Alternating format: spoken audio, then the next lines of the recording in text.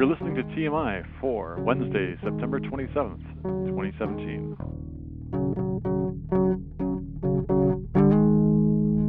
Dave will be speaking with AJ, an IT professional from Ontario, in studio.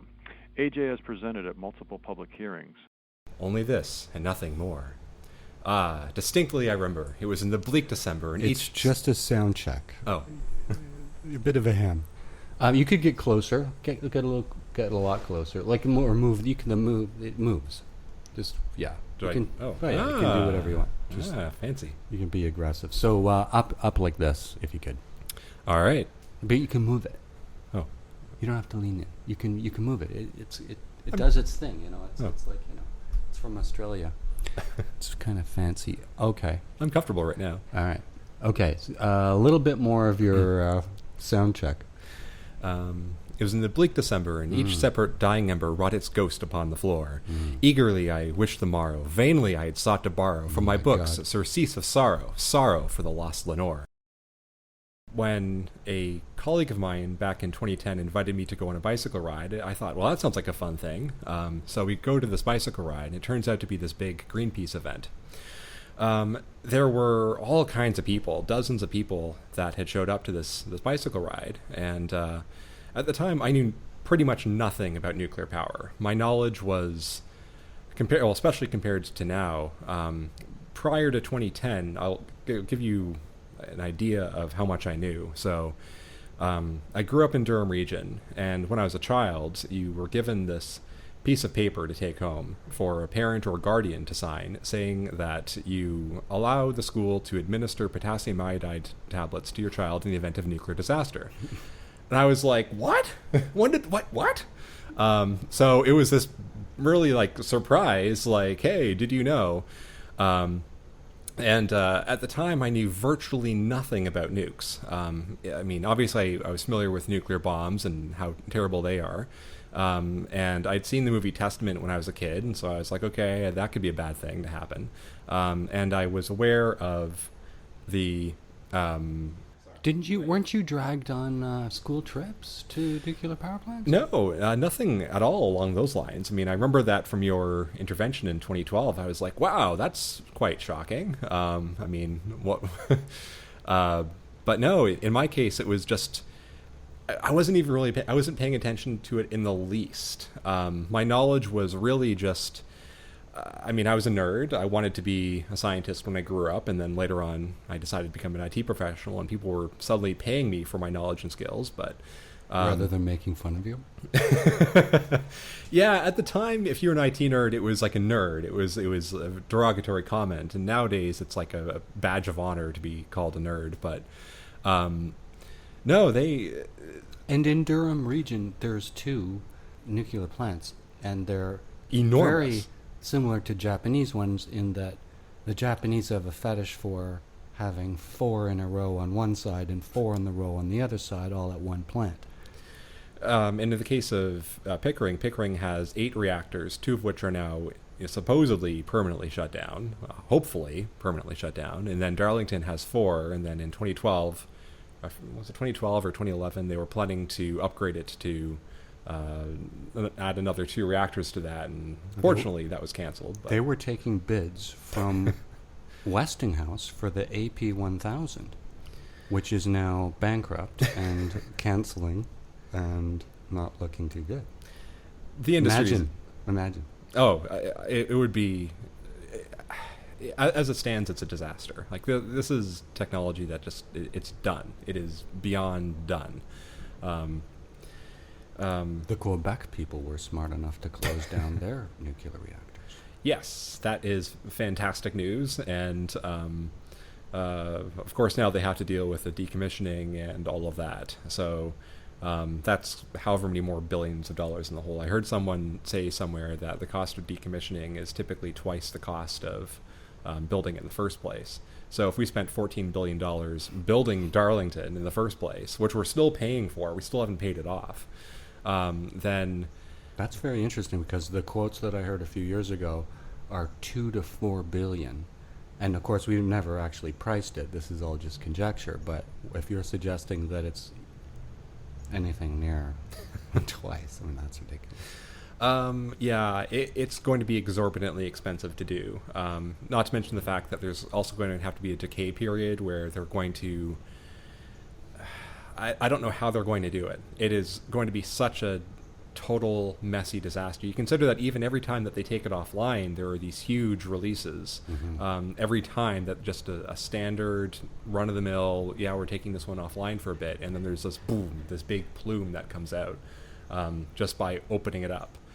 So even right now with their Darlington refurbishment plans, I mean, we can expect that there's going to be tremendous releases of radioactivity just from each reactor that they're taking down. Every reactor that they're taking apart and just opening it up and taking it apart, there's going to be a lot of emissions. And we never heard where they're going to put the used calandria tubes, the actual tubes that make up the reactor. We have no idea where they're going to be. Well, they have their... stored. Yeah. But what to do with them? The person that would be definitely the person to talk to about that would be Brenane Lloyd of Northwatch. Northwatch, and Brenane Lloyd in particular, she's, as far as I can tell, the ultimate knowledge of nuclear waste. She's been studying this for a very, very, very long time, specifically nuclear waste. And it was at a CNSC hearing, or joint review, whatever it was, that she was reading through the details and she found out, okay, well, it sounds like you're planning a third repository. And getting them to admit on the record that they're planning a third repository was a challenge. But things like with the DUD, the DUD, Deep Underground Dump, also known as Bruce Deep Geologic Repository, they had a... they were originally planning for so many cubic meters, and then they suddenly expanded that to a much larger volume. And the speculation is, well, are they also going to be bringing in the calandria tubes from that? Right. Well, it started off as a low-level waste repository, and then the scope of the mission could be increased, and then they got into alternative A and B, maybe, and the U.S. considers reactor parts as high-level waste.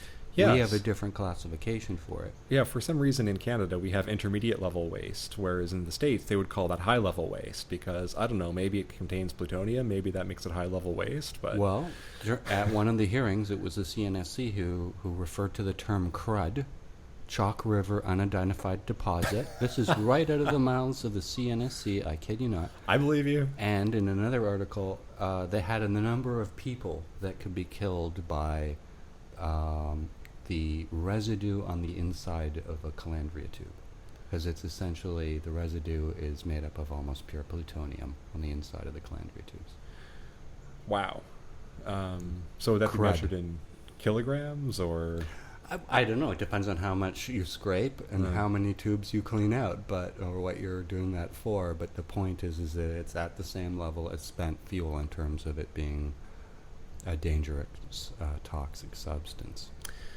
It is horrifically bad. I mean, the difference between that and the fuel is that the fuel is in far greater quantities, but it's still terribly deadly. It's still awful, awful, awful stuff. You consider that.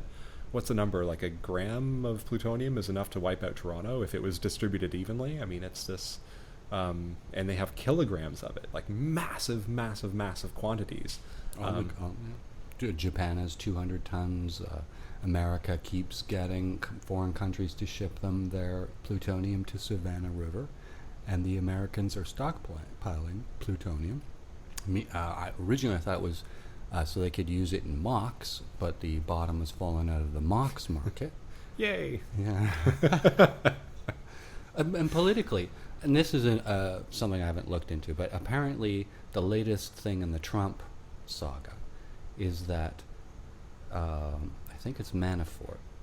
Turns out he was, one of the things that he was doing with the Russians was negotiating joint contracts with the Russian government and the American to build nuclear plants.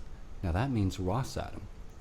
And if you think back a couple years ago, there were talks of deals where Westinghouse would be supplying some Russian reactors with Westinghouse fuel. I'm assuming that didn't pan out, and that's part of the reason why Westinghouse isn't looking too good right now. But it really does make you wonder, because any deal litigated by the U.S. government is essentially with Rosatom, which is the company that Russia uses to build all its nuclear plants.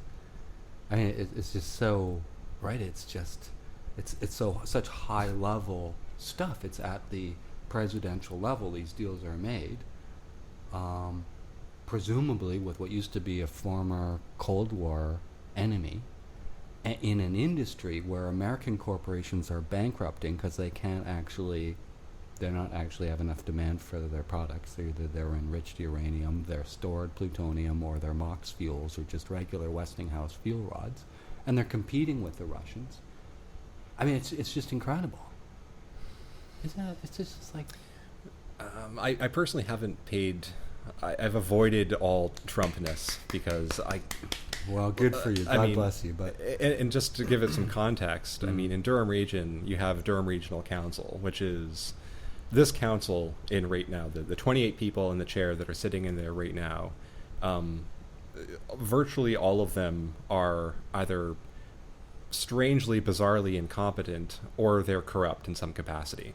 Either minorly corrupt or extremely corrupt. It is a lot of high-level politicians come out of Durham Region. Yeah, like Jim Flaherty, who I'm personally happy he's no longer around. I mean, that's going to make me sound like a horrible monster, but I mean, he was a horrible monster. The things that he did, his policies, they were terrible. So it's pretty hopeless for any local person in Durham Region thinking that they can protest or whatever when it turns out the cabinet minister really is in your riding. That's who's represented. And of course, 2 giant nuclear power plants, multiple reactors. And they know nothing. What astonishes me is in Durham Region, so one thing you have to understand is that there's this thing called Durham Regional Council. This is something that's in Toronto. I mean, in Toronto, like you had Rob Ford. Rob Ford was this laughingstock. But in Durham, that's like the standard politician. And I mean, there's one amazing politician in Durham Region. That would be Ajax Mayor Steve Parrish. Everybody should vote for him. He really knows his stuff. He's really good at his job, and people don't realize how much he's actually doing behind the scenes for the community. And he's a bicyclist, so of course I can get behind him. But other than that, I mean, there's a few that will occasionally do something good, but then you get into but that's about it. And then the rest of them, just you might as well just, I don't want to say march off a cliff, but I mean, in some respects, that would make Durham better. And it's not just the politicians. In Durham Region, you also have to factor in the high-ranking senior officials. So where I was going with this is that you have, there's 8 municipalities in total in Durham Region. So you have Ajax, Brock Township, Clarington, Oshawa, Pickering, Scugog, Uxbridge, and Whitby. So you have 8 in total, and each of these municipalities has their own mayor. And if you're a mayor in Durham Region, you're automatically on regional council. So there's 28 regional council seats. 8 of them are mayors, and then the remaining 20 are divided up amongst the municipalities. And there's a change happening right now, but probably the most important thing about nuclear in Durham Region is nuclear emergency planning. Mm-hmm. And what astounded me was finding out that at least one of the mayors didn't even know who would call a state of emergency in the event of a nuclear disaster. And so this mayor was saying, now who does that? Do I do that? And I'm overhearing this like, wow, you're supposed to know this. This is supposed to be basic stuff. So let me get in on this. So let's say there's a nuclear accident. The industry, even INES, that scale they measure nuclear accidents. There's a whole bunch of stuff in their literature about the responsibility of governments and plant operators, and it's just well known that the whole point is that if something does happen, you inform the public right away. So that having been said, let's say right now there's a nuclear accident in Durham Region. So inform the public. So we inform the public. Let's say it's on the radio. So if you're going to have a controlled evacuation of an area and you've informed the public, how will you even even if you were going to say all the A's head east, all the B's head west, like, as soon as everybody knows on the radio, so it's important you inform the public right away. As soon as you do that, there's going to be a reaction to the public, and any plans that you make now are completely, so we have to then extrapolate that first rule is maybe don't tell everybody right away. Well, you brought up a lot of points, and one thing I should note is that when it comes to nuclear emergency preparedness in Ontario, the hands down foremost expert is Teresa McClenahan of CELA, Canadian Environmental Law Association. Mm-hmm. Her knowledge of this is just amazing. It is so awesome just how much she has crammed into her brain on that subject.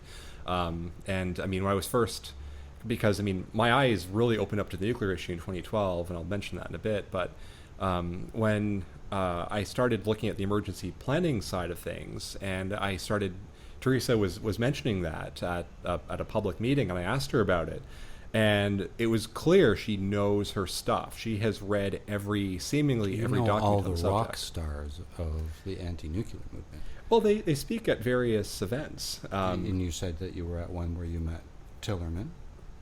And they also go to the hearings as well. So I've personally participated now in 4 CNSC hearings, and so you do get to meet these people, and they're really nice to you after you present. I found they were very supportive. And that was because if you actually go do it, like you're out there in your car, smoking cigarettes in your car or whatever, you go in, the cops are all searching everybody. Yeah. If you're not used to sitting in one spot for 8 hours, it is physically excruciating. If you're not used to public speaking, the crap going on in your own head, I mean, by the time you actually get up there, you don't even know. You're blackout drunk in a sense. And then you get off the stage, and to be greeted by just kind words is just like, it's really important that the anti-nuclear people reach out to other presenters and support them, because it's actually very difficult for an actual normal person to go do this. And it's difficult in many capacities. I mean, in my case, I'm definitely on one weird end of the bell curve. I'm not sure where, but I'm definitely an outlier when it comes to presentations, because I've always enjoyed giving presentations. I remember being in kindergarten and just thoroughly enjoying it. Meanwhile, most of my classmates couldn't handle it. So I'm an outlier in that respect. But so much of it is, it's not a pleasant experience. Like, first off, you show up and the police are searching you. And at there was this one guy who was just a total jerk. I wish I got his name and badge number, but he was very, very, very unpleasant. Not just me, but pretty much everyone. But I noticed when I watched these hearings, I don't know how this happens, but wherever they set the camera up, there's always one of those Secret Service-looking guys with the wire coming out of his ear. And he must move seats whenever they change to a different camera, because they want you to know this guy's there. Well, they have multiple of them. So those are just the ones that you see on the camera. They're all over the place. Sometimes it looks like somebody that's just there in the building. And I love how they hold them in the middle of nowhere. Absolutely in the middle of nowhere. I want to see one CNSC hearing at Massey Hall. The shit would change overnight if people could stroll down at their leisure and hear what's going on. Did you know about it wasn't a hearing, it was a meeting that they had for the one at Lansdowne and DuPont, that GE plant. They closed the room. Where was that meeting held? This was in 2013, I believe, and it was in the covered neighborhood. By Zach Reuter, his name, and Now Magazine. Just so for listeners. Yeah. So if you think, nuclear is safe when it's kept at a long distance from residential areas, at DuPont and Lansdowne, it's like a school. It's been bought by that boiler making company, but it was formerly GE Hitachi, fuel pellet. In production plant, right in the middle of downtown Toronto. And it's a residential area. Beside a rail line, the CP rail line, which in 1989 almost burned down Mississauga due to a rail incident. I didn't realize it's the same line. Literally, no. If you Google map it, the tracks go right through the GE property. Huh. This is a CPR major freight rail line that could have anything go on at any time. And there's a plant. I mean, it's what I love is it's right next door to Forest Hill. Yeah. I mean, so the people profiting now from uranium investments, Cameco tax evasion, and SNC-Lavalin shares, are living right there, and clueless. A pellet manufacturing factory in downtown Toronto, one of Canada's largest cities. A colleague of mine used this phrase, and I have to get the exact words from him because I thought it was brilliant. He said, people are either overwhelmed or they're oblivious. And if you ask an Ontarian how many nuclear power plants in Ontario, they will say 3. Bruce, Pickering, and Darlington. I got to think about that. So there's... It's so true. But there's also Rolphton, there's... I don't know what Rolphton is. Oh, it's the demonstration reactor. NDP or NPD, Nuclear Power Demonstration Reactor at near Chalk River. Okay. It was one of the original prototypes. Right. So there was Rolphton. I don't count the Chalk Rivers. Kincardine. I mean, because they're everywhere. They're at universities. They're at hospitals. This was a power reactor. A power reactor. I did not know that. This was like the prototype. Because I know about the NRX NRU. Yes. That former president Jimmy Carter in 1952 or 7. I think it was in 50. Yeah, it was definitely 1950s for sure. I want to say 55. The pressure's on 50. But don't hold me to it. Don't hold me to it. You averaged it. It was okay, I'm saying 1950s. 1957. Yeah. Jimmy Carter, former president of the United States, was invited by Canada because he is a nuclear engineer. Long before he was president. Yeah. Yeah. This was like decades, I think, before he became president. Yeah. A couple. Yeah. Anyway, all right, so I'm sidetracking you. Sorry. We're adding up the nuclear reactors in Ontario. So I don't count the Chalk River because it's not electrical production, but you're saying that there's one called... Yeah, Google this. It's in Rolphton. I always refer to it as Rolphton because I can never remember the acronym. What do you know about Douglas Point? Yes, that's another one. So there's Rolphton, Douglas Point. While I'm in that area, there's Bruce, Pickering, and Darlington. I think those are the 5 major facilities. But those are plants. How many reactors are there in Ontario? So Pickering would have 8. Darlington has 4. Bruce has 8. So we're at 20. Yes, and then there's Douglas Point and Rolphton, and so those are all of them. So I think it's 22, is it? And there's only one other working reactor in the country, and that's in New Brunswick. Yes, that's Point Lepreau. Most people in Ontario think that there's reactors in every province, and Ontario is just like every other province. No, we're leaders in because those provinces were smart enough, and Quebec smart enough to see, even though they had 2 reactors at Gentilly, to close them down. But it's amazing how uninformed we are. And that's because the nuclear industry advertises in our news media. This is why we're never going to get the good news or the bad news about nuclear. Even TVO, which I try to be a big fan of, right? Isn't his mom? Yeah. Doesn't she works Steve for Bacon. Yeah. I forget if it's ACL or no, that's where ACL. It is? Okay. Oh, yeah. But so I'm following them on Twitter, and they're going to go up to Bruce Nuclear. And I'm thinking, wow, they're going to come back with some really good news stuff. And they're all excited. They came back with cupcakes and pamphlets and stuff.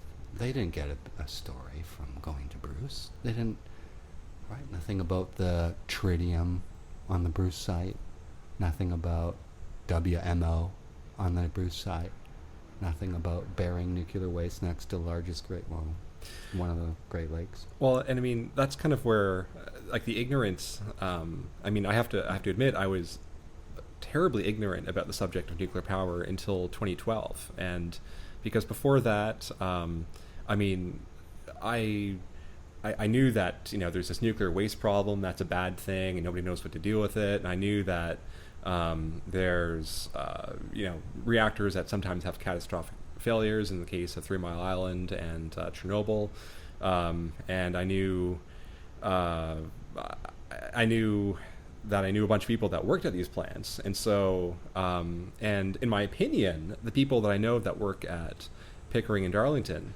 and they're not the management types, they're the people doing the actual work.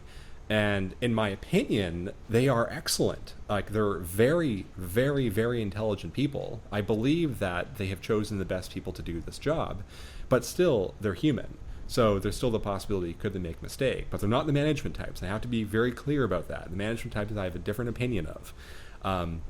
And I like these people. I care about them. I want them to live long and healthy lives. But what I didn't know was the emissions from the plant. And that's something that just exploded in my mind, because I first, in 2006, the province under McGuinty, they were talking about spending $6 billion on nuclear power. And I was like, and I'm hearing that number, I'm like, $6 billion, like with a B, as in boy, that's a lot of money.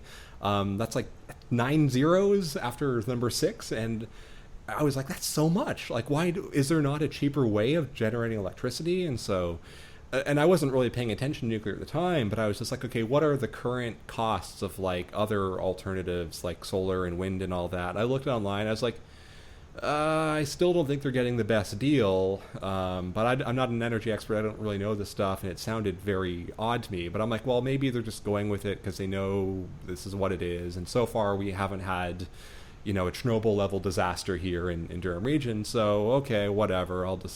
Hopefully everything's going to go well. And that was my attitude. I was just like, I have too much work to do. I don't have time to pay attention to this. Hopefully everything will work out. And then it wasn't until 2010 when a colleague of mine invited me on a bicycle ride that featured a whole whack of Greenpeace people. And the surprise to me was that at the time I knew nothing about Greenpeace either. I mean, I just knew that I've seen their silly stunts, and that was about it. But I didn't know that they had actual scientists and people that were intelligent that were analyzing all of the issues that they were putting on silly stunts regarding. And so here I'm at this thing, and they're saying it's not 6 billion anymore. They're now saying 26 billion or 36 billion. And I'm like, okay, well, now it's not even a question. Like, that can't possibly be the cheapest way to produce electricity. And so now I went from having a totally not paying attention interest in nuclear to, well, I guess I'll subscribe to their mailing list and see what they put out. And then they advertised a public meeting at Metro Hall in Toronto in 2012. And I thought, okay, yeah, that sounds like a thing. I'll go to that. There's a bunch of speakers. I don't know any of these people. Let's see what they have to say. And one of the speakers was Mark Matson of Lake Ontario Waterkeeper. And he gave this presentation talking about Darlington's once-through cooling system. Mm-hmm. And at the time, I knew nothing about the subject. All of this, everything, almost everything that these people in the room are saying to me is totally alien, totally foreign. I have no clue what most of the stuff is that they're talking about. And all of the nuclear reactors in Canada are most of them in Ontario are right next to you, and you have no clue.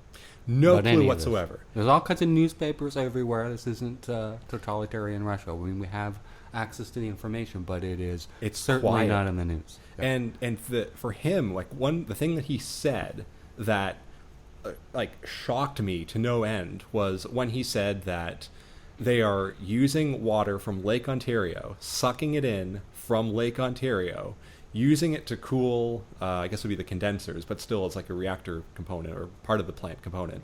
And then they are shooting that back out into the lake. So they're shooting out water that's something like 10 degrees above ambient. And in the case of aquatic ecosystems, you think of, if you have fish, if you go to the pet store and you buy a fish to put in your aquarium, you first have to put the fish in the bag in the aquarium, so that way it will gradually get used to the temperature difference, even though there's a very, very small difference.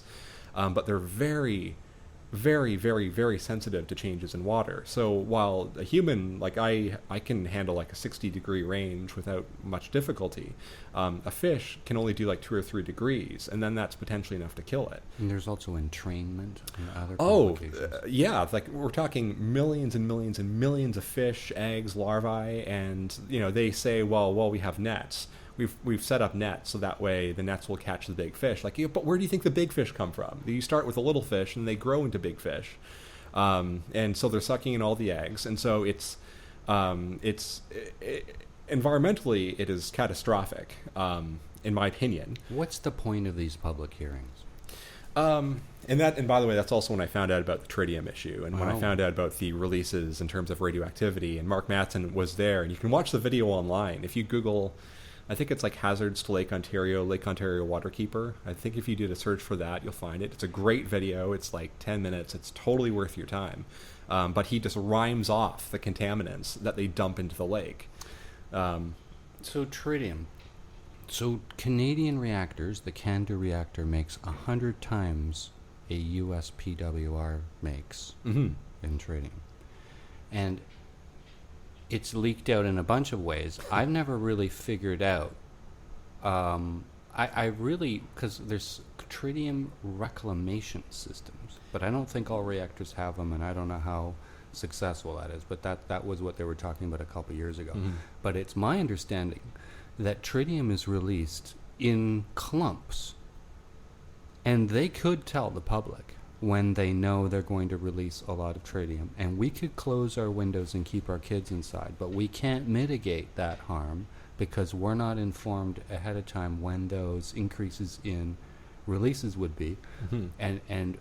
But also, as you pointed out earlier, there's actual huge releases when they refuel, when they open up these reactors, both American and Canadian ones, and the public isn't warned to keep their kids inside. We don't get a chance to mitigate. But I was asking you, kind of leading in on my own direction here. What is the point of these public hearings? Is it theater? Because I just find it, I'll just make this point, that you kind of touched on the question of, should we? This is one thing we can never talk about at the hearings. We're never going to say, but it's more expensive than wind or solar. Like, we're never asking, or it's not in the mandate of the hearing to ask, should we? And so a particular example of that is we're talking about the OPG-DGR, the Ontario Power Generation Deep Geological Repository Plan next to Lake Huron, within a kilometer of Lake Huron. Yeah, right next to it. Somebody said under Lake Ontario. It's actually true in the grander scheme of things. When you zoom out, essentially going 600 meters down, that close to the shore, is essentially putting it under Lake Huron. And that's interesting. If you just Google the pamphlet from the OPG-DGR, in the first paragraph they actually say the canisters are meant to crush under the hydrostatic pressure within, possibly some have argued that the canisters may decay while the facility is open for loading. They're so cheap, the canisters. Oh, I didn't hear that. I could believe it. I mean, well, you don't want to spend millions and millions of dollars on a canister, right? And so as soon as you bury it, you can't monitor it or manage it. Oh, it's abandonment. That's exactly what it is. Utterly insane. But my point was, I'll just finish it up, was that in these hearings, you couldn't mention, should we bury it there? I mean, everybody thought it would go into the Canadian Shield somewhere, or away from populated area, or away from 40 million people's source for drinking water.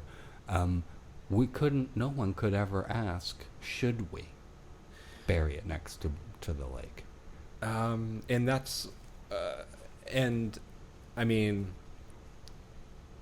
I understand that would be a political decision. So I agree. I don't mean to be defending CNSC, but in this case, they have a mandate. And so when you're working in government, you're restricted to your mandate. You have to follow these rules. You're not allowed to deviate from them. The mandates are pretty conveniently designed. Oh, I totally agree. I completely agree.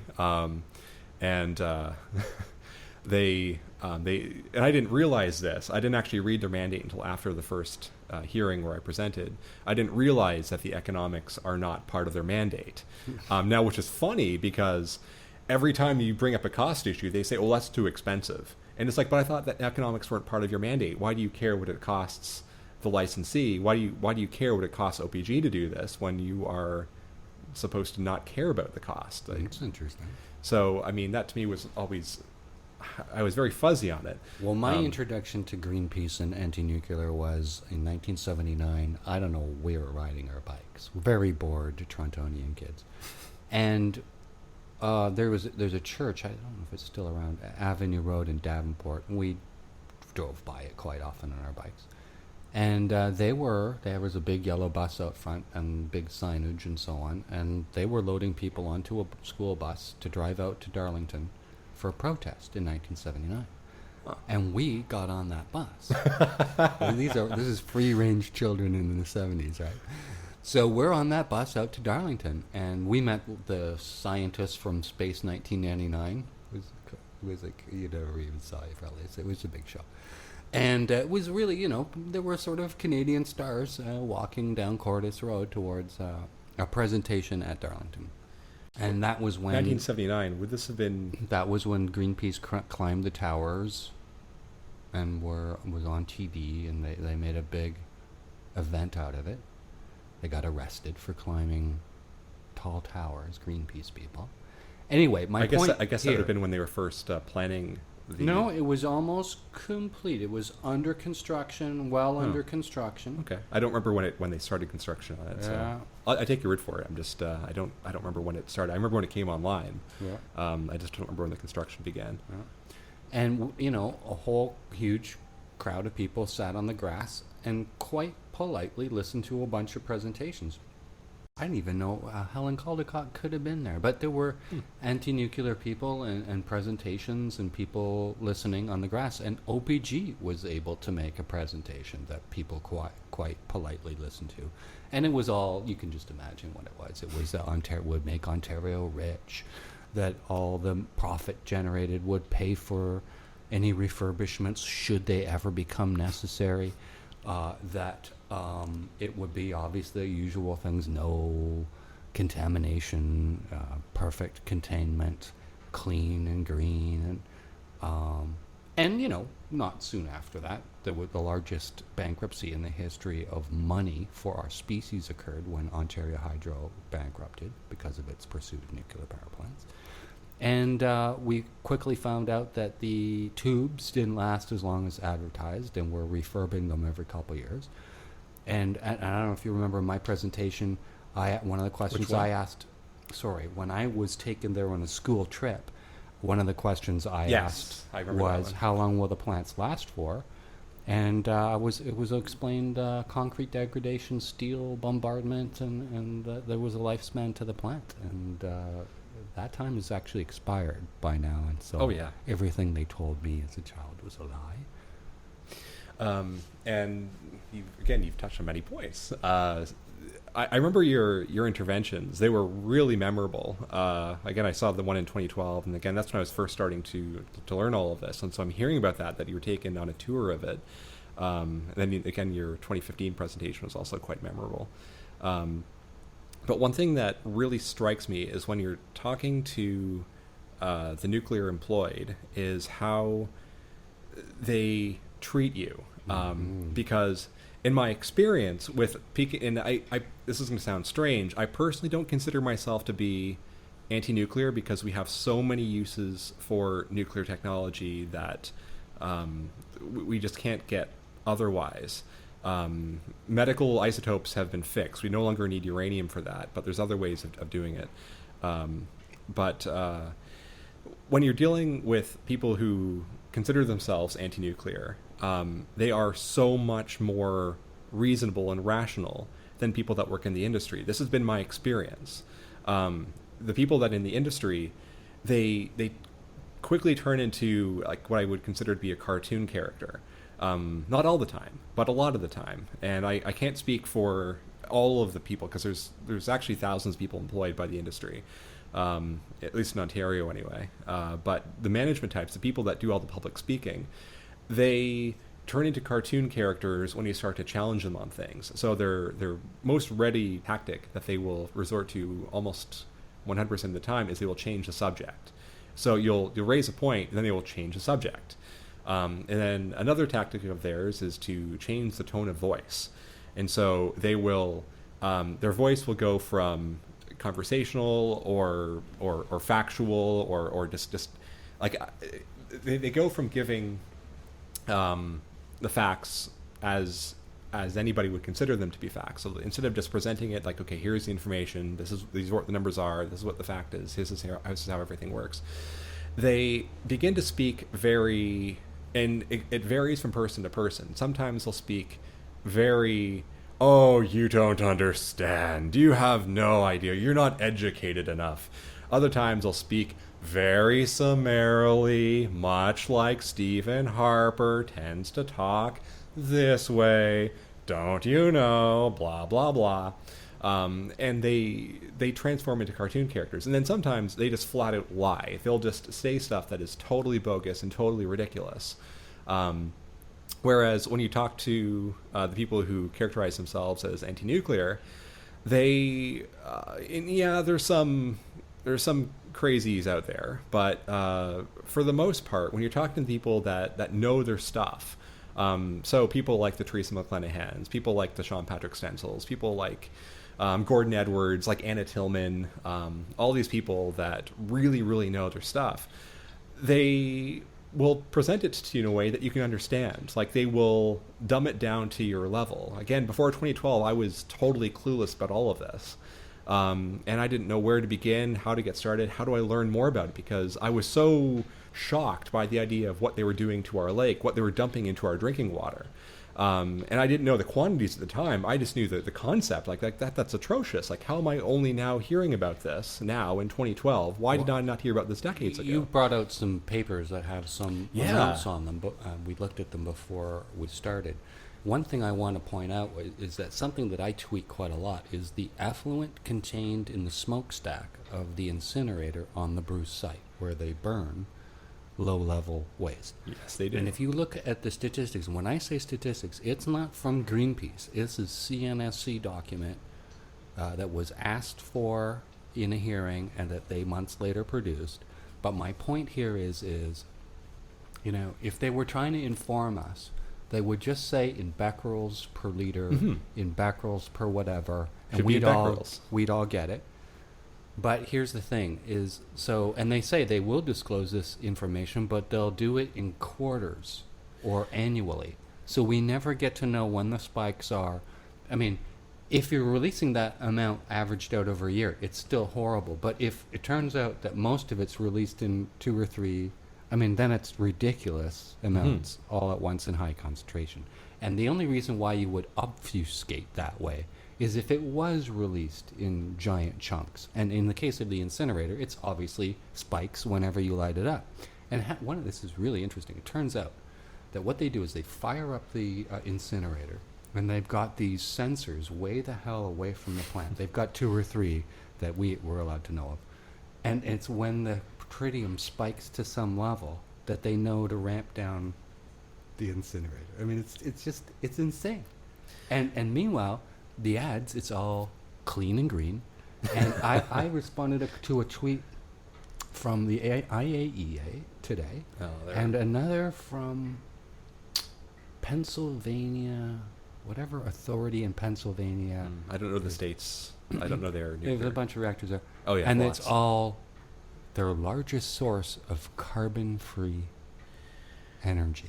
And that's the IAEA. Wow. I mean, and that's Pennsylvania Electric. And it's carbon-free. And that is knowingly disseminating false information. I completely agree. And the thing that you have to remember about IAEA is that, a couple things. First off, their mandate, they're tasked with a dual role of being like the international regulator, whatever that term is. And they're also tasked with the role of promoting nuclear power. So that is something that CNSC used to do. They used to have that in their mandate. Now, obviously, they are still continuing to promote nuclear power. It's not in their mandate. They're not supposed to be doing that anymore, but they do it anyway.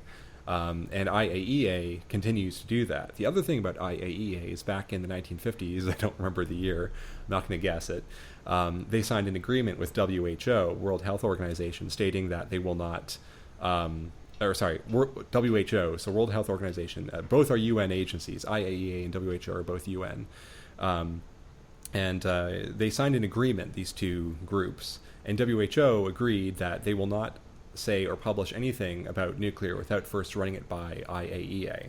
And so, therefore, whenever WHO quotes anything, and that agreement is still valid, like I think it's Googleable. Oh, it's definitely Googleable, and it hasn't been rescinded, it hasn't been revoked. That is still the policy between IAEA and WHO. That's from maybe over 60 years ago, so therefore, when WHO says something, I can't trust them. When IAEA says something, I can't trust them. So, but at all of the hearings, they're quoted. The IAEA is cited in its best practices. Well, the same thing with CSA, Canadian Standards Association. I have gripes with them that I've talked about at hearings,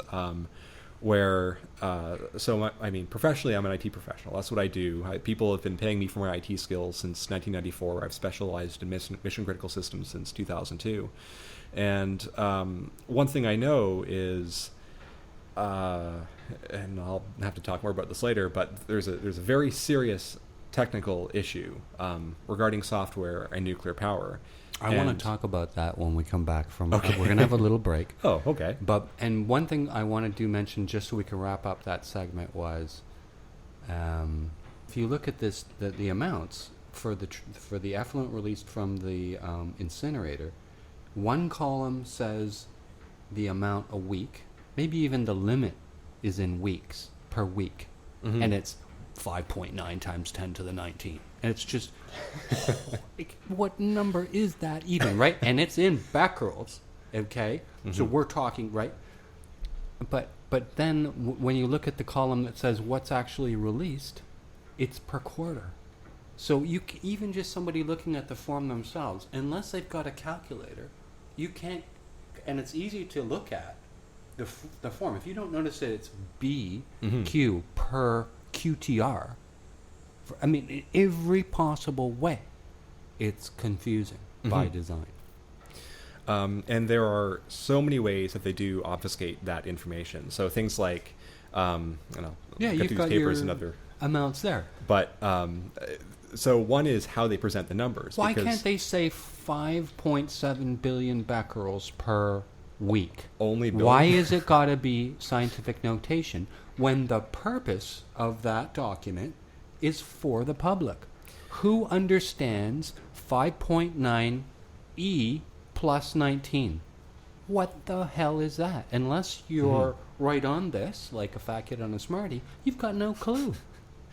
So if it was to the 19, what would that be? That would be in the tens of quintillions range? It's out to lunch. And it's becquerels. And just in case you don't know what a becquerel is a disintegration per second. Yes. So, and that's easy. Anyone can get that. Where they get really crazy with their obfuscations is with dosage and with something even more ridiculous called DRLs, derived release limits. So, and in this paper, which we'll get to in a bit, they present the becquerels, which is great.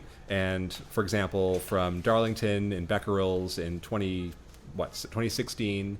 They said that Darlington alone emitted into the air, so this is strictly just the airborne emissions, 1.8 E to the 14 becquerels in only of tritium oxide. Year. In that 1 year, and that's the tritium oxide, elemental tritium. That would be 1.7 E to the 13. So let's work that out for a second. So it would be trillion. So 17 trillion, my bad. 17 trillion becquerels of elemental tritium plus 180 trillion becquerels of tritium oxide into the air just from Darlington. Then you look at the tritium oxide that they put into the water, and that would be 3.5 E to the 14, so that works out to, 350 trillion becquerels just from that one plant. So we're talking enormous quantities, and part of the CANDU reactor was, I may be wrong about this, but I think that I seem to recall reading or hearing that the CANDU reactor was designed to produce tritium in massive quantities for the thermonuclear bomb, because way back during the arms race, so my understanding is that was the original intent of the CANDU design, and then they later decided, well, maybe we can make it do power as well. That's interesting. Because on the surface, we are led to believe the reason why we have CANDU is because it allowed us to use more unenriched uranium. That's what they say. But if you have heavy water, as soon as you bombard heavy water with an extra neutron, it heads towards tritium. Yeah, and tritium is probably the easiest of the radioisotopes to understand because it's basically just one. It's hydrogen. That's exactly what it is. It's hydrogen, and so you have one proton, and that's it. And then it has electrons floating around it. But then if you add a neutron to that nucleus of that hydrogen atom, then it becomes deuterium. And that's a stable isotope, and it's fine. It doesn't, as far as we know, there aren't any health issues with deuterium. It's totally stable. It's not radioactive. It's fine. It occurs naturally, just in very small quantities. But then if you add one more neutron to that nucleus of that hydrogen atom, it becomes radioactive. It becomes an unstable isotope of tritium. Now, chemically, it is still hydrogen. It is chemically indistinguishable from standard hydrogen. So when you have a hydrogen atom and two hydrogen atoms and an oxygen atom, you have water. We have a water molecule. But if you have two extra neutrons inside one of those hydrogen atoms, then you have a tritiated water molecule. And so that would emit. It has a half-life of, I think it's 12.3 years.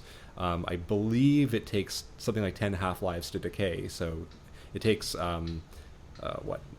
It depends on the quantity. Yeah. So some people will say that there's a biological half-life of 120 years. Yeah. That's one that I've heard. But so if you have one atom, then that's the just one statistical chance is that half the time, in 12 years, it'll have decayed. But if you have an incredibly huge concentration of tritium, you can be affected by it for theoretically more than 120 years because there's still a statistical chance that some portion of the tritium just will not have decayed, even though you've waited 120 years. So it's really weird stuff, and it's anyone in the nuclear industry will say, oh, it's a low-level emitter, there's nothing to worry about. But the thing about tritium is that whatever concentration it is in your environment is the concentration it will be detectable in your body because it is ubiquitous. You'll breathe it as steam, you'll drink it as water, it gets into your food. And CNSC has said, and this is CNSC's information, and you'll have to look on their website to find it. They have their website. It's not a good website. Once you learn some of the tricks, though, it's kind of handy. It does have some. It does have some useful stuff. Put the time in to figure it out, though. But they have on their website. They say that tritium occurs naturally. I want to say at 1.2 to 2.0 becquerels per liter. They say that is a naturally occurring, and I'm willing to believe that. I'm willing to believe that is what. Or no, sorry, 0.1 or is it 0.2? No, I think your ones are good. Like here's what I know about tritium. If you go into the middle of Lake Huron and measure for tritium, it's 2.4 becquerels per liter. So that's a good indicator of a background. Unfortunately, if you go to the water intakes of Kincardine and Southampton, you'll find it just under 18 becquerels per liter. Thank you, Bruce Nuclear. But generally, if you say 2 to 7 becquerels is an acceptable normal background, that's high. But it is actually sort of what you might find as a background. Well, tritium does occur naturally in extremely small quantities. The background that they're reporting, however, is unfortunately from all of the nuclear testing. The vast majority of all the tritium that we have on the planet is from the nuclear testing.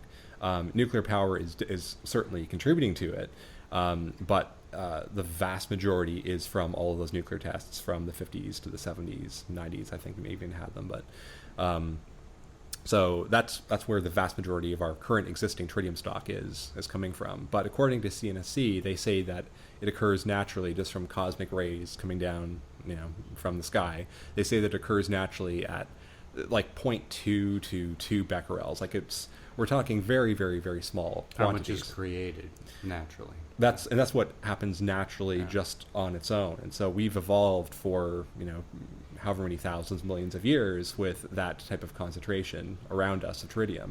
And now suddenly we have all these nuclear bombs that produced it in massive quantities around the planet. And now we have these nuclear power plants that are dumping it in enormous quantities into our water.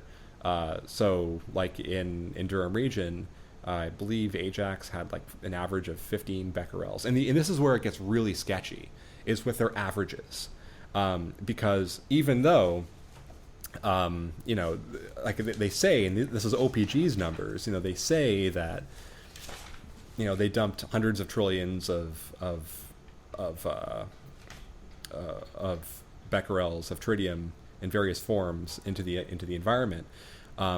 They test it, so they go out to these small little points out there, and they say, oh look, we're detecting only this much. We're detecting only 15 becquerels at Ajax, for example. And then they average it out. And so now they dilute it further. So, all of that is spewing in massive, massive, massive quantities from these nuclear power plants, these enormous multi-reactor facilities.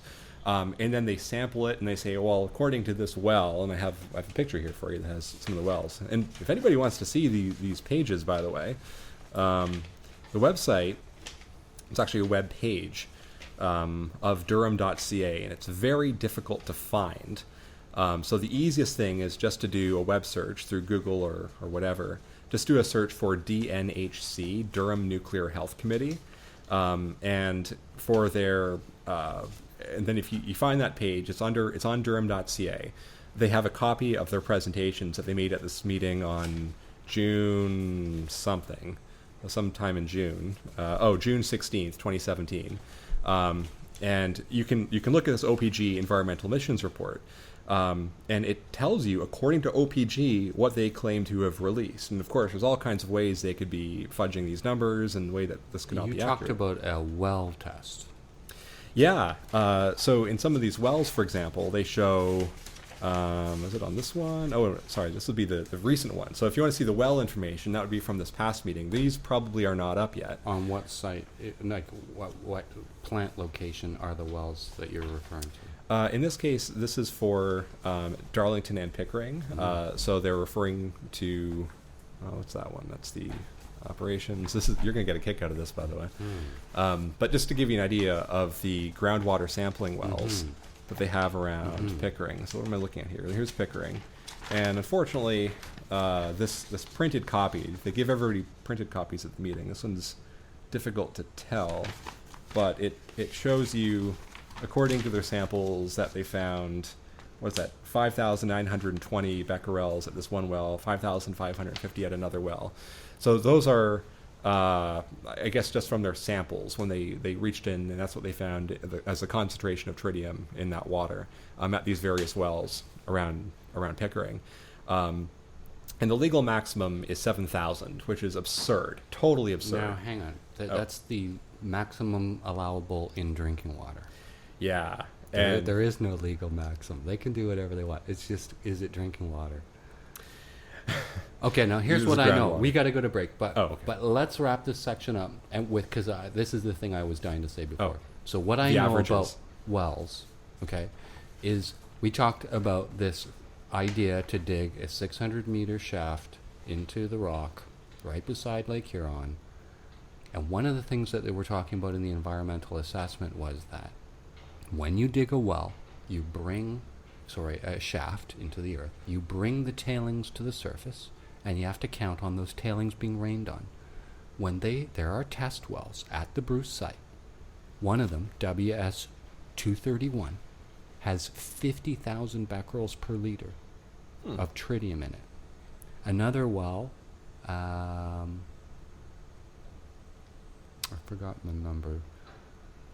I forgot my well names and the concentration. But anyway, point is that on the Bruce site, there's a well, WSH-231, with 50,000 becquerels per liter. And there's a bunch of them with 5. And the CNSC has been trying to figure out the cause of it for decades. They've been doing a whack-a-mole trial and error approach for decades, trying to locate the source of the tritium on the site. Point is you want to shaft through dirt that is contaminated with tritium, bring the tailings to the surface, and think about runoff on a shoreline that's already been contaminated for decades with, and this is the thing, tritium. But you know what? Where there's smoke, there's fire. We keep talking about tritium. Anytime any regulatory authority anywhere in the world talks about the release of a contaminant, we always only hear about the iodine or the cesium. We never really put it together that And there's actually a ratio. You can actually look at the data that out of Chernobyl, and when you find one concentration of a radionuclide, you can, by extrapolation, assume that the other members are present. So if you're looking at Fukushima and you use the Chernobyl data, even though the reactors are a little bit different, you can kind of see if there's a certain amount of iodine, you kind of can figure out how much cesium there'll be. You can figure out how much strontium there'll be. But they always are careful to only ever point out the concentration of one released chemical and pretend that the other ones aren't there. And there's no shortage of other materials that they release. Again, just from this one report, like it shows, and I mean, and this is only what they're saying. So there are other... this is very interesting because I didn't really think to look at wall water tests at Pickering and Darlington. But what they do is, in addition, so like this one, for example, like what they list as their emissions, they show tritium oxide, elemental tritium, noble gas, iodine-131, particulate, don't really specify what that means, carbon-14, tritium oxide, gross beta gamma, again, not really specifying, and carbon-14 again. So that's for air and water is what they have. But what's really dubious about this is how they further dilute the information. So one, again, they use this like e to the whatever exponent to try to obfuscate the information. So the average person's like, what is that? I don't know. Let's get that thing on your calculator. Sometimes you get an e. I don't know what it means. But if you know what that means, like these are enormous quantities. These are enormous. It's unbelievable. Like we're talking. I decided, and we're okay. So now you get into the dosage aspect of it. So they have this dosage system, and in this case, I'm speaking strictly just about tritium. There's ICRP. I forget what the acronym is for, but it's basically the group that specifies who. What the amount of tritium is, like what dosage you get from like 1 becquerel, like how many sieverts. And so sieverts is this system called a dose. And the idea is that the higher the dose, the more likely you are to be impacted by it in some capacity. And in the case of tritium, it has been argued by various radiation experts that the dose from tritium is too low. So, for example, Ian Fairley, who you talked about with Helen Caldecott, he has said that it's too low by something like 20 times. So it's over an order of magnitude too low. It should be 20 times higher than what they're saying you actually get from it. So even just strictly going by that, with these numbers alone, I worked this out beforehand before coming here, but it came out to something like 12,000 adult male deaths based on these releases alone, just from what they're showing here in the report. So according to the industry, these numbers correspond to the equivalent of over 12,000 fatal doses of radiation. And that's only from the tritium. That doesn't include all of the other stuff. From tritium alone, those are what you can expect. So, if you like, I can give you those numbers to show you how I calculated that. But that's using their own methodology. And according to radiation experts, that's too low. It should be 20 times higher than that. And we're encouraged to buy Ontario produce in the meantime. And again, this is the thing I forgot that I wanted to mention before we go for our break. It just takes us back to Durham Region and planning in a case of an emergency. Oh. So one of the presentations had the Ontario Fire Marshal. Yes. That blew me away because the strategy is shelter in place. And in a country like Canada, you cannot seal off your home with duct tape. I think we should talk about that. Especially in Canada. I think we should talk about that after the break. And that's the fire marshal. Yeah. I mean, this is really low-level logic. What goes on in Durham Region? Not the nuclear mafia. I thought there was a term. There's multiple mafias in Durham. Actual mafias, though. But the fact that industry and politicians are pretty friendly out there. I mean, just even in hosting agreements. Like the ombudsman, before they got rid of him, he alerted, at least on social media, to this idea that deals are made behind closed doors, without minutes, with no public notice, and there are litigations between corporations and our representatives, and they benefit these host communities, even though actually most of what we know about the way effluent works is often it will travel a distance before it actually falls out. So it's actually could, in theory, be people who are a little bit away from the township that the plant is in may actually be more of harm's way than the people living right next door to it. And they're not part of any of the negotiations, talks. They're not given the iodine pills. We've never heard of potassium iodide in Toronto. What's with that? And that will leave. I think we should leave that part for the next part of this discussion. Okay. But the releases are definitely a problem because it depends. They give us only the averages. They will not give the real-time information, because if we saw the real-time information, we would see these gargantuan spikes. And like, how do you even model that is part of the challenge. There was an intervention at the 2015 hearings by a nuclear engineer, Sunil Najawan, and he gave a presentation just showing how these plants, by design, in the event of a disaster, they are releasing something like 2% per hour of their load. And he's trying to, like, how do I even graph that?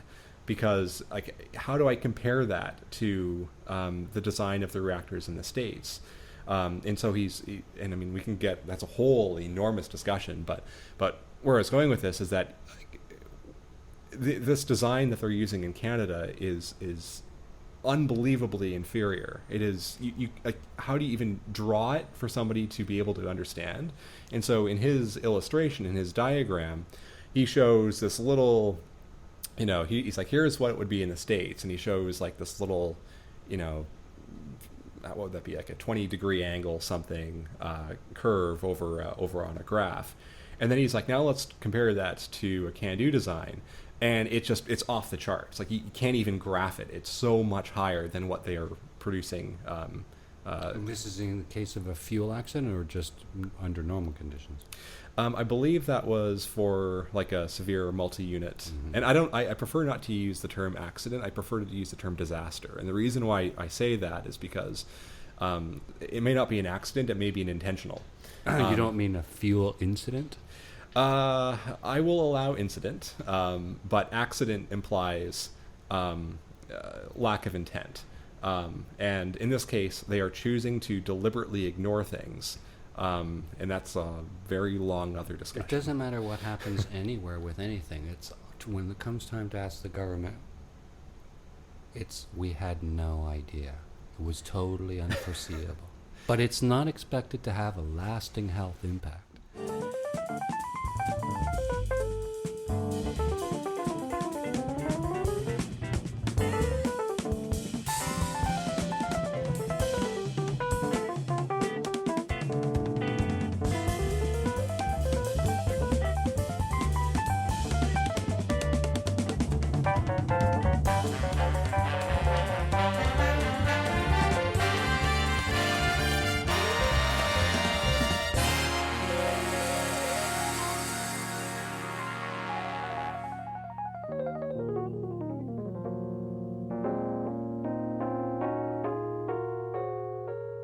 This is a report that came out just this past Friday. So on Friday, September 15th, at DNHC, Durham Nuclear Health Committee, this report came out. Now, this is a progress report about OPG's plant operations. And they had their Vice President of Nuclear Regulatory Affairs and Stakeholder Relations there.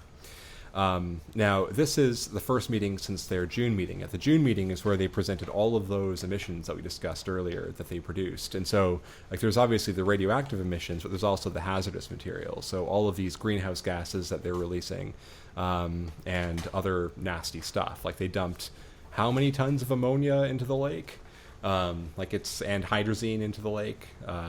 It's 4.5 tons of ammonia and then nearly a ton of hydrazine they dumped into Lake Ontario. From these two plants. So it's a very, very dirty industry. I've heard the dirty secret about nuclear that the engineers are worried about, but we don't even know about, is the cobalt. Apparently the cobalt is the real reason we should worry about nuclear power. I haven't followed that. I haven't read into it. Nobody knows much about it. Well, earlier we were mentioning about like how difficult it was to get just access to so much of this information in general. And it's not even about difficulty of accessing it. It's about just where do you look? Because when I first decided, after hearing Mark Matson of Lake Ontario Waterkeeper give this presentation about what these plants are doing to our source of drinking water, I was so shocked. I was like, I have to get everything I can get my hands on and read to find out what else don't I know. And simply finding so many of these sources of information proved to be very difficult. And strangely, what helped me tremendously was, and I mean, and it's also a question of, okay, well, who do you trust? Like, who do you know who to trust? What are the credible sources? You'll start to read something, and sometimes it'll be so far over your head. Other times, like so far below, like you get it. This is stuff you learned in elementary school. But for me, the surprising thing was actually that first hearing that I attended, because suddenly all of these people are attending it, and they're all giving their insights. And while so many of them were talking about things I knew nothing about, everything was going clear, sky high over my head. There was one person there that I talked to, and she said, well, you should probably read this, get on this mailing list, get on this mailing list. And so through that, I got access to so much of the information that I now have. Most of all my material is derived from watching public hearings. I've got a lot from the public hearings. The sources of information that I highly recommend people check out, probably the best website on the subject, at least in terms of how well it's organized, would be ccnr.org, I think it is, Canadian Coalition for Nuclear Responsibility. Gordon Edwards is the president of that. And it's a lot of information dating back decades that is still as relevant as it was decades. It's still relevant today. One of the things I use a lot is he has a chart of the contents of spent CANDU reactor fuels after 10 years and gives the 211 radioactive components in a chart. Very easily readable. All from different isotopes and different elements. And it's... his website is awesome. Other ones to check out, another mailing list I highly recommend getting on is, it's called No Nukes News by Ontario Clean Air Alliance. They get so much information, and they present it in this digested form, like every few weeks, I guess. They send out a message. And it's all like up-to-the-date news of what's going on, along with interviews. It's something definitely to subscribe to if you want to get more information about these subjects. Another website would be, if you're around Toronto, and especially if you're in Durham region, you should check out, is DurhamNuclearAwareness.com. There's a group called DNA. They were started by, I met him actually at that Greenpeace event. He was not doing well at the time. His name was Dave Martin. He was a very, very, very smart guy. He and somebody named Irene Koch, I think is the proper pronunciation of her last name. They started DNA, Durham Nuclear Awareness, and for the main point, obviously the name suggests it, to get people aware of these things. And so their website is also very well organized, and they post a lot of interesting stuff. DurhamNuclearAwareness.com. Their main focus right now is on nuclear emergency planning, and that's something we were talking about earlier before the break, was my own take on it. When I first started sucking all this information into my brain back in 2012, I was talking to people about various things, and one we'll have to leave for another time is the software aspect of it, and I'm an IT person, so that concerns me a lot, and that's a whole other discussion.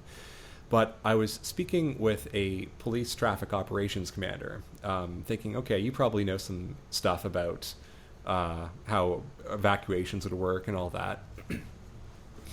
And he presented this in so many interesting ways. He started off by saying, okay, so let's say that I'm driving on the highway. I'm in my police car, and I have all these lanes of traffic available to me, and it's a perfectly clear day. It's high noon, so there's no glare that's really getting in the way, and it's perfectly dry conditions. It's not too hot, not too cold. Everything is perfectly fine. It's ideal driving conditions. And let's say that I'm on this 400 series highway and I have only one car in front of me. That's it, just one car. The whole highway is empty, but I have one car in front of me. Well, I just got a report on my radio saying that there's an emergency. I'm going to have to start speeding to get to this emergency. But in order for me to do that, I'm going to have to flick on my lights because that's what you have to do to alert the other vehicles that this is an emergency situation. You now have to do what you're supposed to do. Now, when this happens, I have to think what's going to happen with this one car in front of me. One car. That's it. Just one car. Perfect conditions. I can tell you that and this is telling me this, he's saying, I can tell you that one of 5 things is going to happen. That person is going to A, pull over to the right like they're supposed to. B, pull over to the left, which is confusing.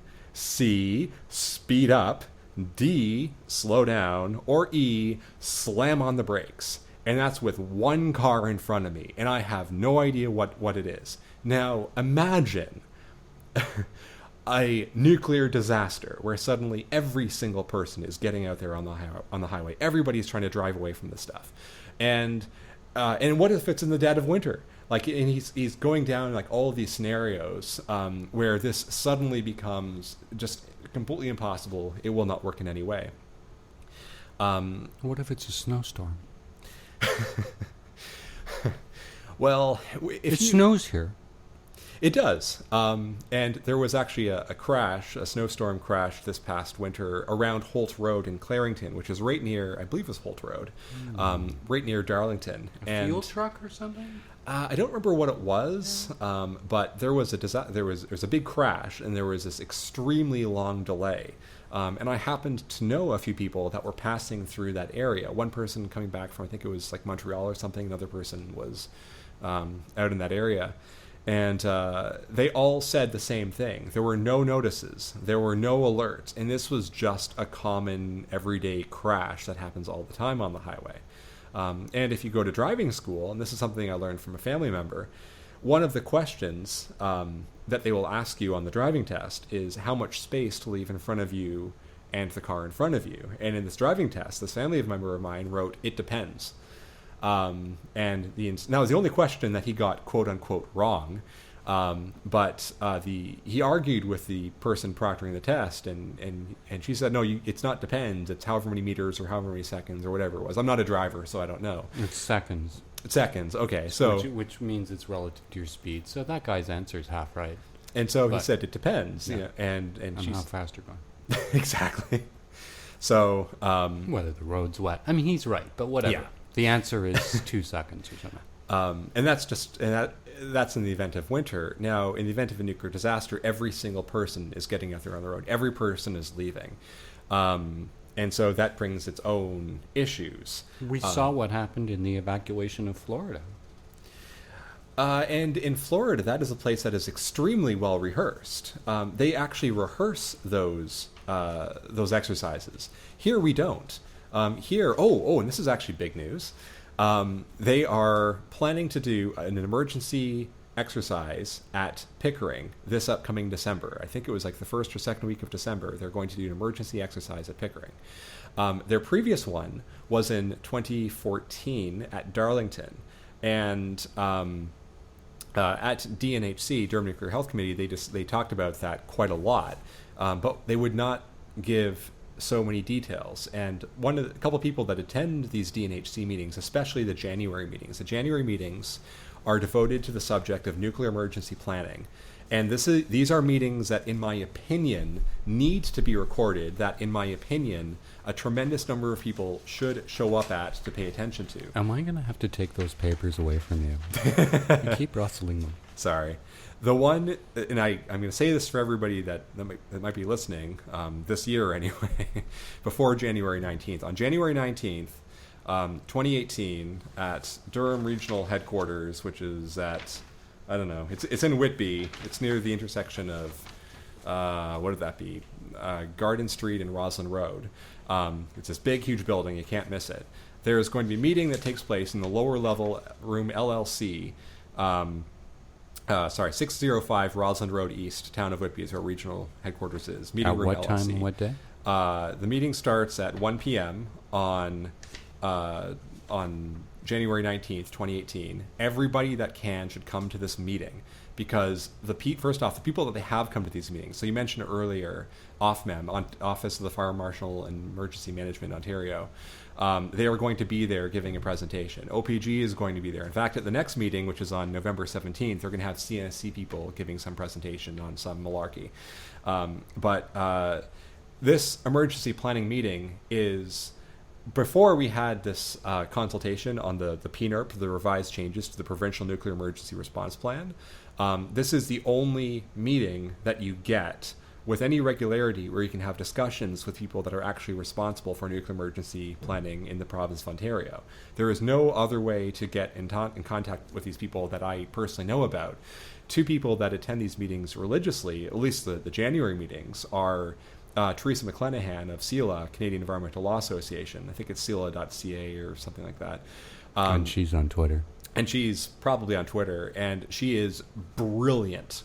And her knowledge of emergency planning is actually superior to the people that are actually responsible for it, which is almost comical, that somebody can be so good and you think that they should just ask her what to do because she seems to know.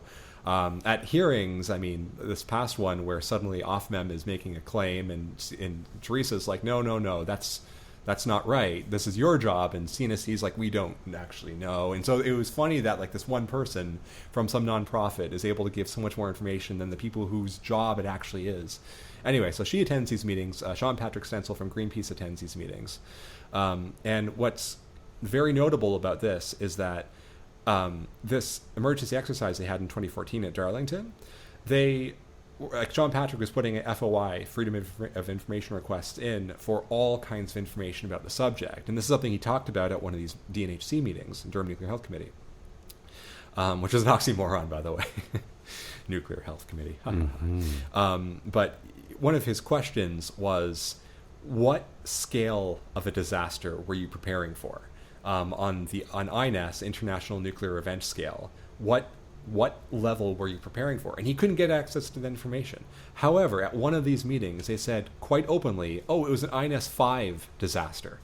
And he's like, so like a 3 Mile Island, not like a Chernobyl, not like a Fukushima, not like what the public was asking you to test for. Not a worst case scenario. Definitely not a worst case scenario. So they are now planning to do an emergency test at Pickering this upcoming December. And will it be for another INES 5? Are they going to waste everybody's time, or are they going to do it properly?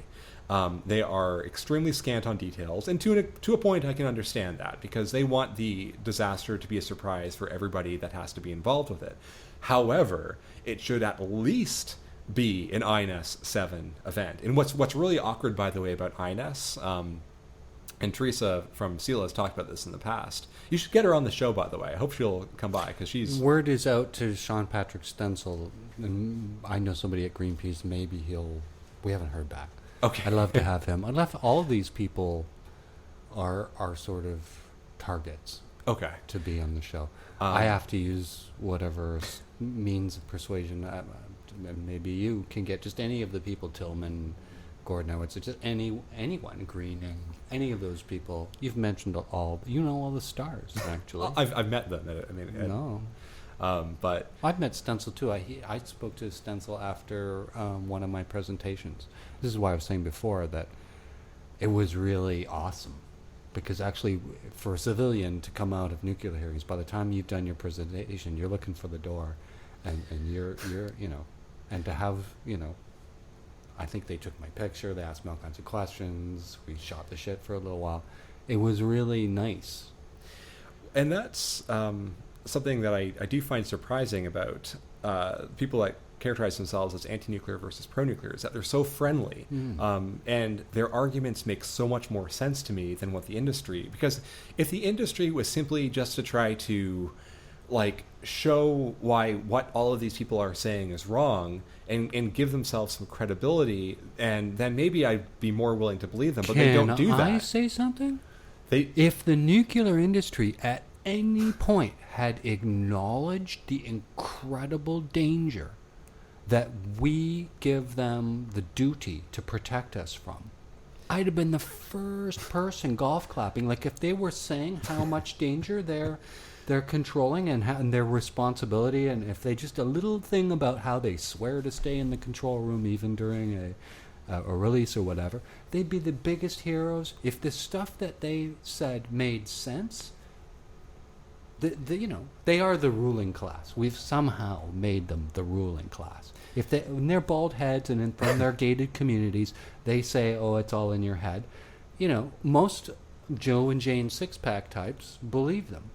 But for anybody who's adding 2 and 2 to see if it's really 5, and all they do is do this stoic denial of all the things we're concerned about, you can't take them seriously. But if they were saying, "Oh yeah, it is dangerous, that's why we need the best of the best, that's why we've got the best of the best," I'd probably be the first person falling for it.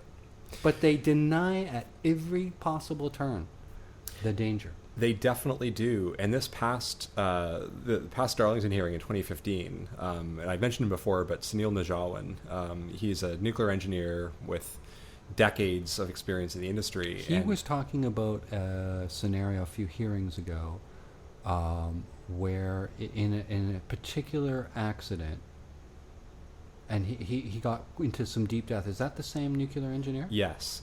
That has been his specialty for decades. Yeah, so he's worked for OPG on the reactors. So he's not just done a lot of reading.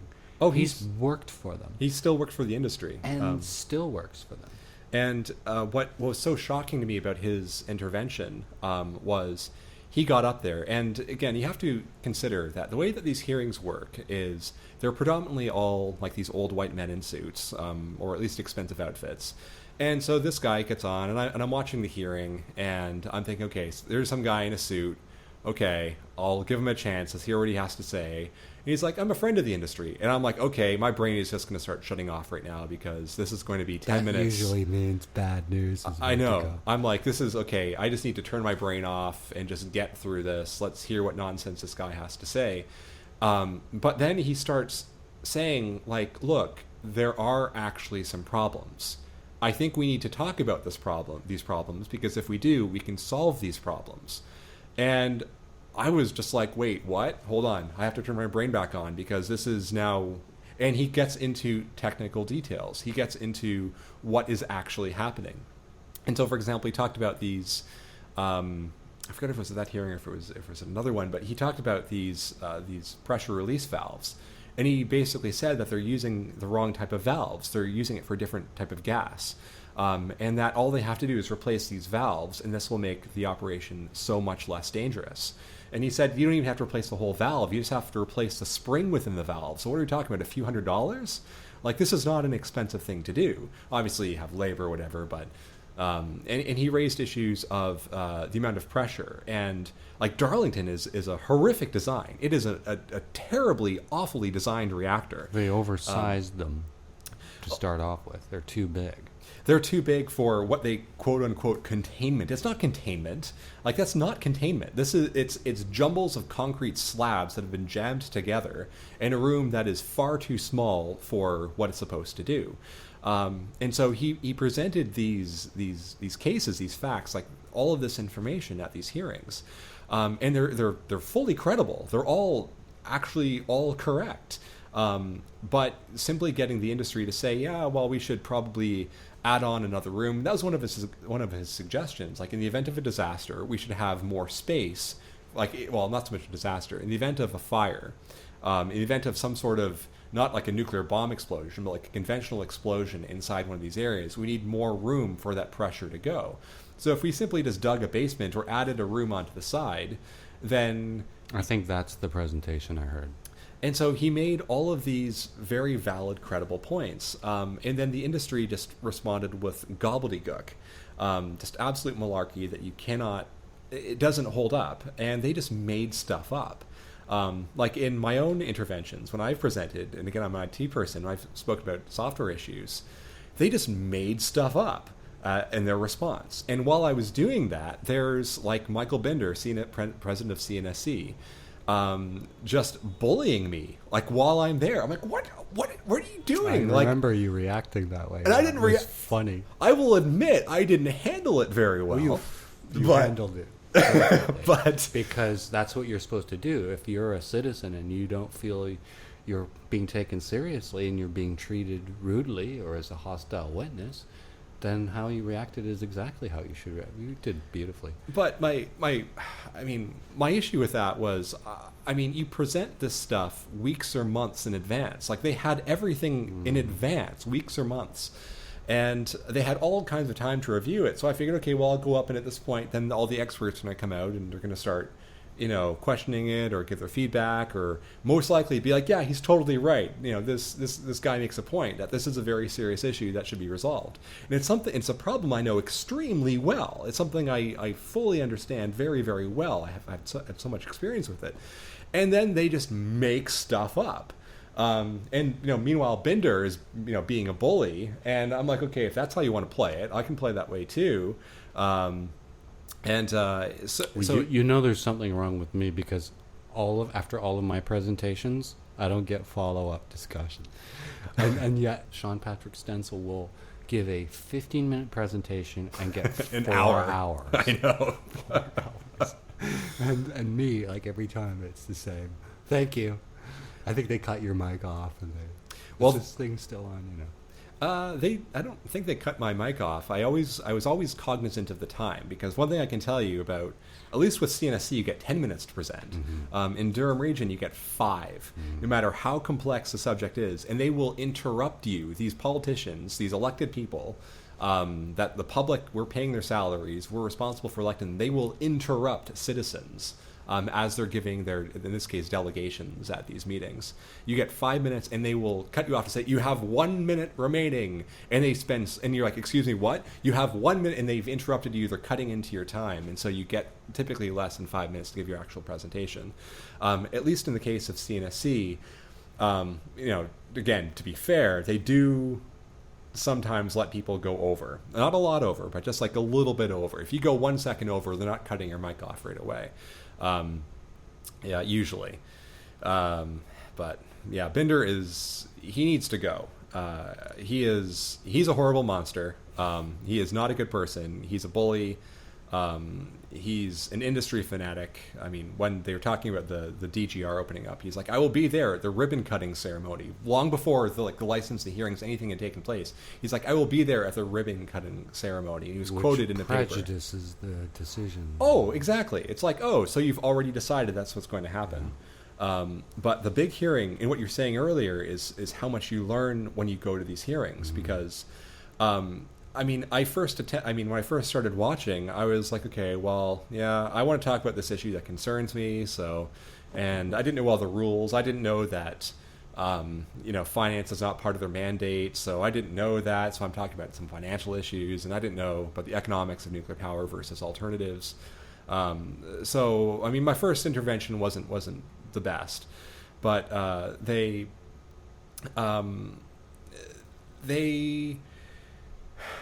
how do I put it? They just say stuff. Like, there was this one intervener that raised the question of climate change. Have you considered the effects of climate change on the plant's operations? And CNSC's environmental expert specialist, whatever his title is, he basically said something to the effect of, the effects of climate change are entirely predictable. Really? So you could have predicted that Toronto Islands would have been covered in water and these other issues. Like, why are you not a weather forecaster? So you get these kind of weird, bizarre things that they say. And then at this past Darlington hearing, Patsy Thompson, she's no longer with CNSC, she's left, but she said... she's quite a character, and she's left? She's now gone. She's retired. Almost too bad I'll miss her, because she really was the focus. I was actually almost sexually attracted to her at one point, just out of some weird sexual taboo thing. I mean, and she said some incredible things. She did. You're running out of time. But I think somebody asked her, how do you explain why Canada's limit on allowable tritium in drinking water is 7,000 and the United States is 700? And her reply was, the Americans did a math made an error. Yeah, I remember that. That's just incredible. And she said during this past hearing, somebody was raising a concern about effects of ionizing radiation. And this was, if I remember correctly, this was just some average member of the public. This wasn't like some big brain like a Frank Greening or an Anna Tillman that was giving this presentation. This was just like some ordinary member of the public. And so Patsy Thompson's response was, well, people can, some people believe that people can develop immunity to ionizing radiation.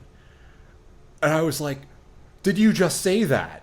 Like, we made that up as satire. We just made that up as a joke. Because she has internationally published papers. Like, she's actually the real thing. Scientific. She's an actual published scientist. And where they get so much of their stuff is from extremely biased sources.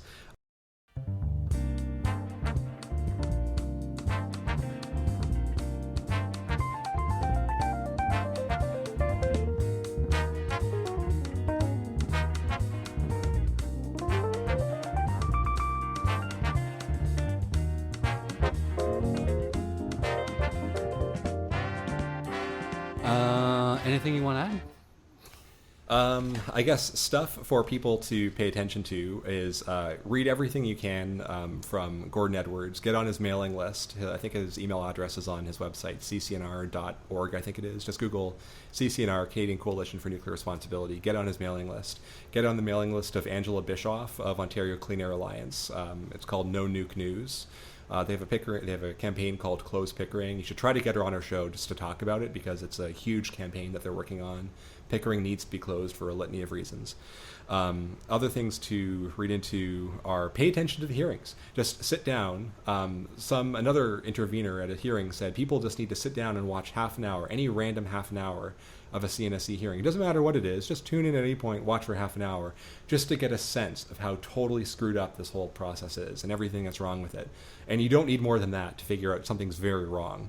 Other things to pay attention to is, if you can, please try to come out to Durham Region, specifically to Whitby, Durham Region headquarters, on January 19th at 1 p.m. For the January Durham Nuclear Health Committee meeting, DNHC meeting. They're going to be having discussions on nuclear emergency planning.